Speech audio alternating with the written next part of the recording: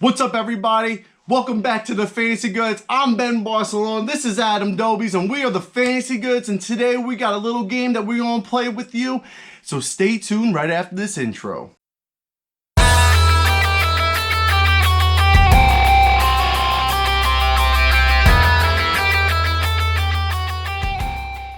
What's up, everybody? Welcome back to the Fantasy Goods, and today we got a new game for you. It's called the TrustOmeter, where we're going to talk about a couple running backs going into the playoffs for this fantasy year, and who do we trust the most? Who do you guys trust the most? But we're going to tell you who we trust the most through the TrustOmeter, and let's get it started. Here's our TrustOmeter. All right, Adam, I'm going to run down a couple names for you real quick. All right. And I'm ready, bro. I got this all good. All right, ready? And go. Ezekiel Elliott, 4.5. James Robinson, 8.3. Kenyon Drake, 5.9. DeAndre Swift, 6.3. Jonathan Taylor, 7.2. Darrell Henderson, 4.3. Josh Jacobs, 8.5. James Conner, 5.2. David Montgomery, 8.1. Alvin Kamara, 6.4. Kamara, 6.4. I'm feeling for this guy. Like, don't get your pitchforks and torches yet. Let me go finish this. Latavius Murray, Tavis Murphy, 6.2. Gionard Bernard, Also 6.2. Nick Chubb, 7.6. Kareem Hunt, 6.3. Frank Gore, 0. Even in hell, I get no respect. Raheem Mostert, I'm sorry, I cut you off real quick. If you have Frank Gore in your starting lineup going into the playoffs, short of some crazy injury or COVID, you shouldn't be in the playoffs. Raheem Mostert, 6.7. James White, 2.2. any Baltimore running back, 0. I don't want to touch him. I don't know what's going on there. People are coming back. I don't know. Wayne Goldman Jr., 8.6. Austin Eckler, 7.1. Ronald Jones, 6.5. Melvin Gordon, 3.2. Devin Singletary, 5.1. Antonio Gibson, 8.1. Derrick Henry, 9.8. Aaron Jones, Also a 9.8. ooh, Todd Gurley, 4.3. Dalvin Cook, 7.2. Chris Carson, 5.6. CEH, 8.2. and Miles Sanders. At a 7.5.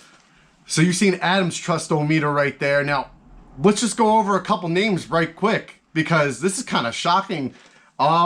Ezekiel Elliott, 4.5. Why is Ezekiel Elliott 4.5? You know what?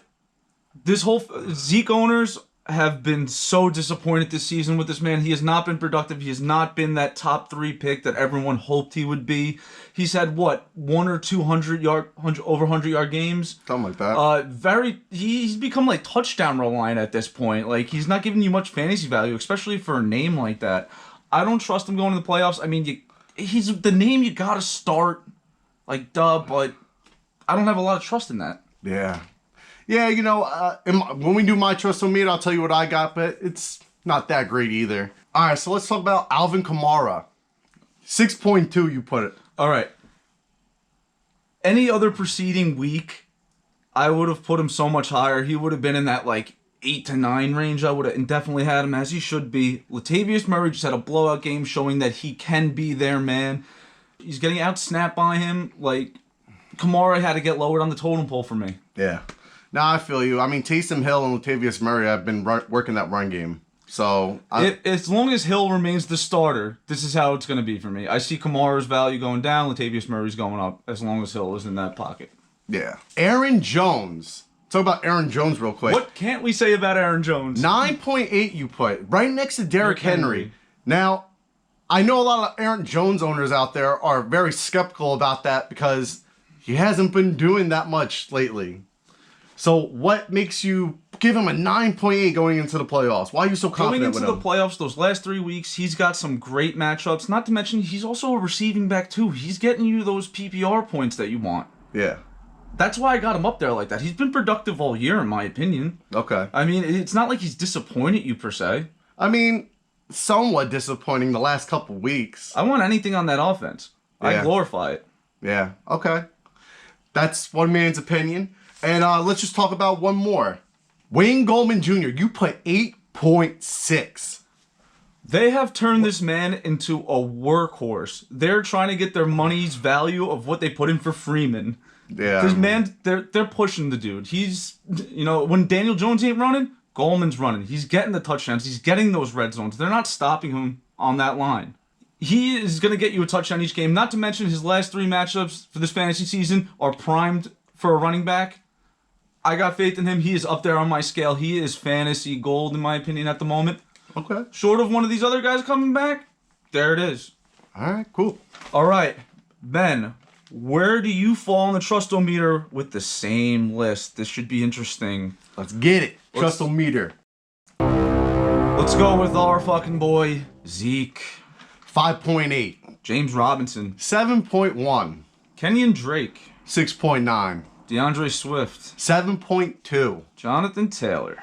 6.1. Darrell Henderson. 5.1. Josh Jacobs. 6.2. James Conner. 5.4. David Montgomery. 6.1. Alvin Kamara. 6.3. Respectively, Latavius Murray. 6.5. Gio Bernard. 4.2. How about Chubb? 7.7. Also Hunt. 6.1. All right.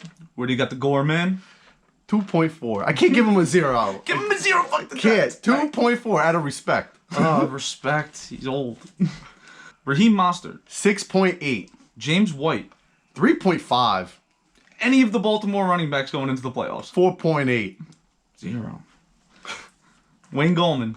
5.5. Austin Eckler. 8.1. Rojo. 6.3. Melvin Gordon. 6.5. Ooh, you giving him a lot of credit. Yeah. Singletary.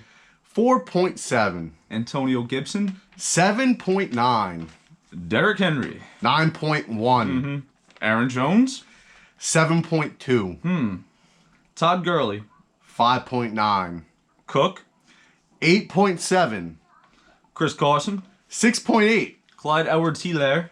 6.5. And you got Miles Sanders. 6.2. Ooh, some very interesting ones. Okay, so you already asked me why I ranked Aaron Jones so high. I want to know why you got him ranked him, in my opinion, significantly lower. You know what? It's the trust factor. Aaron Rodgers has been balling out. He has been balling out. And I see the pass game being very vital to this offense. And they haven't so much been on that run game lately. The reason why he's a 7.2 in my opinion is the fact that owners can still trust him, but it's not as much as everybody wants him to. I see Devontae Adams getting his workload. Alan Lazard getting points. A couple other wide receivers getting points. Robert Tonyan has been stepping it up lately. You know, it's a factor of trust. And right now, as of right now, my trust in Aaron Jones has dropped a little bit. And I don't see him as one of those elite running backs as Derrick Henry or Dalvin Cook right now. He's also, these 3 weeks of the playoffs, he's also going against Detroit, Carolina, and Tennessee. Some of the, lesser run defenses. You know, he could pile through them, in my opinion. So, that's a high trust meter for the playoffs, man. He's got it. I mean, 7.2 is startable. Believe me, I'm not telling you not to start Aaron Jones. It's just my trust in him has dropped. You know, if Aaron Jones was continuing putting these points up, I would probably say maybe an 8.4. I feel like he's put up steady enough points. He's involved enough in the snaps. And he's got that easy-looking schedule for me. I would love to have this man in the playoffs, and he has a higher trust level than me on my side, but that's all right. Yeah. We're still in the ballpark. We're not downplaying the man. No. 7, as long as I look at it, anything above a 7, I feel like you should feel comfortable with. All right, so my next question is, James White, you got him at a 4.8. Elaborate. It's the Patriots. Cam Newton likes to run the ball, and then you got Harris in the backfield. Those short dump passes, I haven't seen James White do his thing this season. And there's no reason why, if you're in the playoffs, going into your fantasy league in the playoffs, there's no reason why you should have James White in your running back column, let alone a flex. I mean, I just don't trust him. Maybe he'll blow up for one big game, and when I mean blow up, I'm talking about 13, 14 points. It's not a fact of the name value of James White, because we all know who James White is and what he can do. It's the fact that they're not utilizing him enough to be that confident starting him into the playoffs. Yeah. Like, I understand there's no more Burkhead, which you would think opens up for him. But guess who's comes back? Sony Michel. Yeah. He's back in that lineup now. So going into these next couple weeks, him getting even more healthy, I don't see it happening for him. Short of that, like, finds that hole in that defense and just goes for that 50-yarder or whatever. And not to mention Cam Newton just likes to run the ball. He likes to run the ball himself. And I can see him doing shotgun and then James White going out for a post and then Cam Newton just running it right in the middle. That's usually what has been happening. My trust in him is low. Cam's got to watch more video and spend less time playing dress up. Yeah. That's it. All right. So the one I was really curious about, you gave him a lot of credit. And even as an owner, I can't have trust in him. He is so benched. Melvin Gordon. With Phillip Lindsay out, I feel like Melvin Gordon is just going to get that workload. And let's face it, the Denver Broncos don't have a great quarterback, so you can't really rely on the pass game. So that's why I feel like compared to other running backs that are in the Melvin Gordon category, I would rather have Melvin Gordon. He's going to get a workload. And we all know what Melvin Gordon can do. He's been what? A top 10 running back the last 4 years? If this is the time where Melvin Gordon sparks, it would be right now during the playoffs. I can see it. I mean, Melvin Gordon's going against the Panthers, he's going against the Bills, and he's going against the Chargers week 14, 15, 16. And I think those are great matchups for running backs, especially that last game against the Chargers, his ex-team. I could definitely see like him be like, give me the ball. Give me the ball. And that's why I have him rated so high than what you would have. I don't know. Last game, they kept giving him the ball. Granted, they had that, like, plucked out of nowhere, you're starting tomorrow quarterback. That's not a quarterback. I understand. Respect for that man, though, by the way. Yeah, kudos on that. I would have got ripped in half on the first play. Yeah. So, and he even completed a pass, so props. Yeah. Anyway, you would think, and just like me, would think that, wow, is Gordon going to have a game? There's no quarterback. Might as well be a guy just standing there constantly giving him the ball on a silver tray. No. He was terrible last week. So, Drew Lock's coming back. With that said, I don't see him doing much in the playoffs. Like, he just doesn't have my trust. I had him all season long, and he is disappointed. Just very little surprises. Not to mention, he likes to fumble the ball. He keeps eating that popcorn before he goes on the field.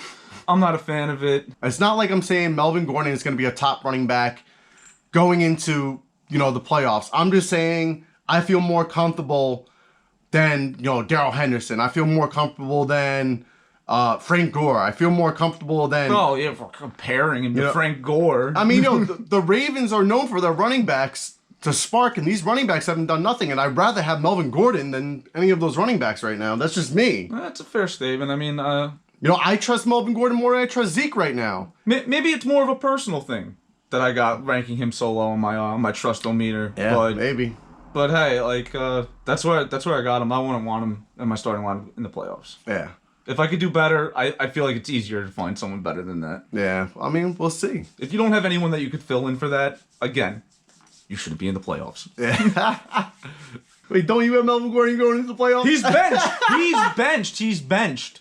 Latavius Murray's going in now. Well, maybe you should think about flexing him. I'm expecting big things. Maybe you should think about flexing him. No, flex your mother. Whoa. So, for my final question I got for you, you gave Clyde Edwards-Helaire 6.5. Mm-hmm. Elaborate. Oh, man. I know a lot of CEH owners are struggling out there because he has a good week and then he has a bad week. And then maybe he'll have 2 good weeks and then he'll have like that flunker, like a 6-point He's the game. Matt Ryan of running backs, in my opinion. Yeah, right. I don't have trust in him. I don't have trust in him, not as much as everybody else does. 6.5 in my opinion. CEH is one of those running backs where if the Chiefs are up, that's what you want because then the ball's going to get to CEH. If it's a neck and neck game, I don't see them giving the ball to CEH. I just don't. And especially with the matchups that he's going against soon, I mean, they're tough matchups for running backs. I just don't have that much faith in him. 6.5, it's better than a lot of other running backs that I've mentioned, but, he's not a top 10 running back that everybody claimed that he was going to be. Just something I want to point out that I've noticed, though he's been so like wishy-washy with the stats and whatnot this season and frustrated everyone, the better the running defense he's going against, the better he seems to do. He's had very big games against all the tougher defenses throughout the weeks. So with that said, these last 3 games of the playoffs, tough defenses.